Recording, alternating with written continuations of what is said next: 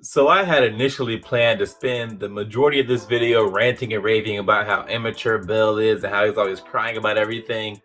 And then I went to the wiki and looked up how old Bill is and saw that he's only 14. What is up, y'all? It's your man, Dad Dude, bringing you guys another video. I'm giving out subscriptions down below, so go hit that button. I'd appreciate it. I really was gonna get on here and just crush Bill for being so immature.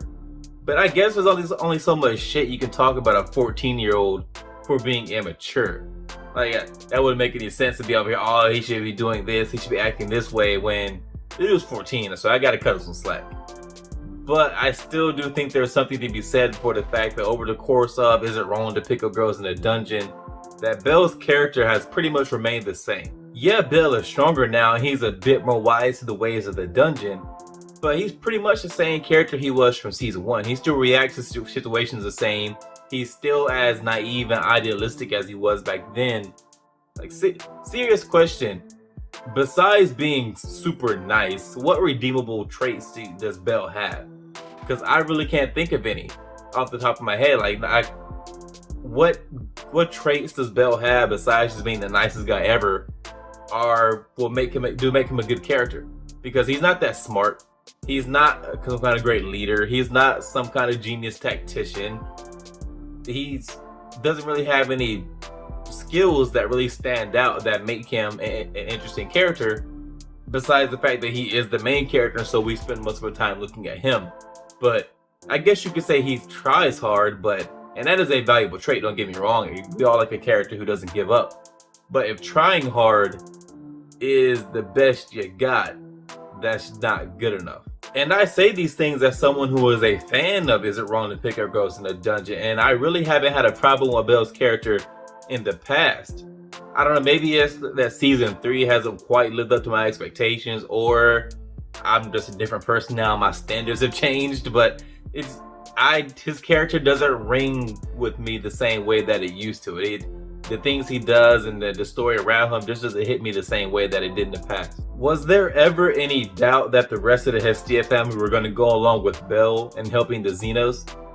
Like, it was a foregone conclusion that they were going to help. That the scene they had where they met in the house and they were talking about what they were going to do was kind of pointless, because it was such a clean and tidy scene. It happened so quickly. Like, Bill's, yeah, I'm going to go help him.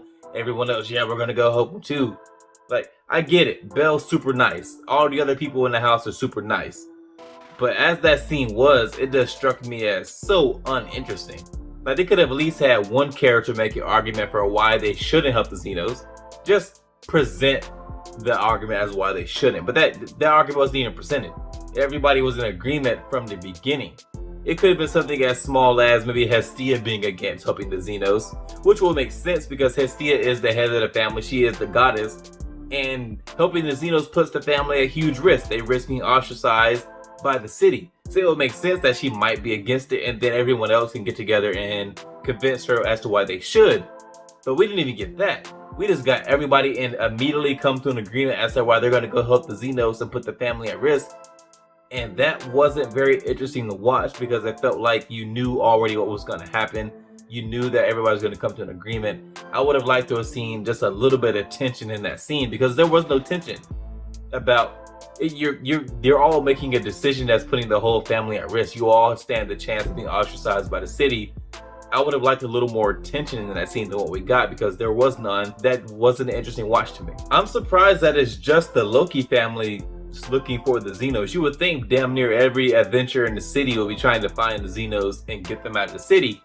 But I am not complaining, because it looks like we are going to get Bell versus Eyes in the next episode, and I am here for it. I really want to see how Bell handles having to fight the woman he idolizes and who trained him and he is in love with, in an effort to protect Wine. Because I think he'll choose protecting Wine, but I just want to see him struggle in that moment where he decides, okay, well, I'm going to have to fight Eyes. This is what I'm doing. And I hope that the show plays up the struggle, his internal struggle, and it's not just like, okay, cool, this is what I gotta do, he just goes and does it.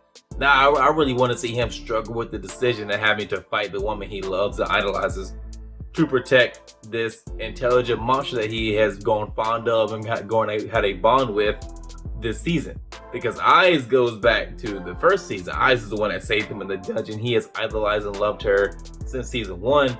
Wine is a new development, but I would argue that, well, I think it's pretty obvious that his connection with Wine is a lot stronger than his connection with Eyes, simply because of the amount of time that he spent with Wine over this season, compared to whereas, yeah, Eyes trained him and he knows Eyes, but they aren't close. He hasn't really talked to Eyes, so I really want that. I really want Bell versus Eyes.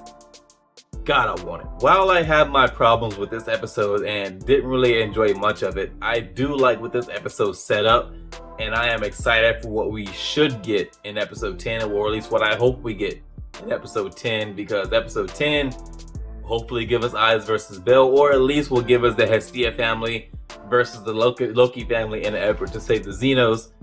I anticipate that being a fun watch. I would be surprised if that's not a good episode. Anyways, guys, all I have for you on this one. If you like this video, hit that thumbs up. Also, hit me up in the comments. I respond to almost everything. If you didn't like the video, again, hit me up in the comments. We can talk about it.